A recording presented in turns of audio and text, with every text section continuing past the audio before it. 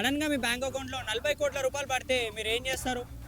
Kotak securities నుంచి ఒక 40 కోట్ల రూపాయలు బై మిస్టేక్గా అతని అకౌంట్లో డిపాజిట్ అవ్వడం జరిగింది. దాన్ని టైం వేస్ట్ చేయకుండా ఇమీడియట్గా దాని ఒక స్టాక్ మార్కెట్ ట్రేడర్ అవ్వచ్చు, దాంట్లో ఒక ఇన్వెస్ట్ చేయడం జరిగింది. 2.34 కోట్ల ప్రాఫిట్ రావడం జరిగింది. 50 లక్షల రూపాయలు ప్రాఫిట్గా మేము ఇస్తాము, మీరు మొత్తం సొమ్ము మాకు ఇచ్చేయండి. ఏమైతే బొంబాయి హైకోర్టు మెట్లు ఎక్కడం జరిగింది.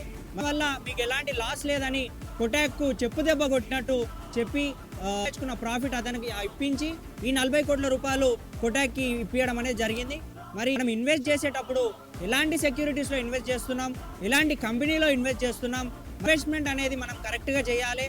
ఇప్పుడు ఈ ఘటన మీద సెబీ ఎలా రియాక్ట్ అవుతుంది, ఎలా రెస్పాండ్ అయ్యి కొటాక్ మీద ఏమైనా యాక్షన్ తీసుకుంటుందా అనేది మనం వేసి చూద్దాం. Till then signing off, time speaks. Thank you for watching.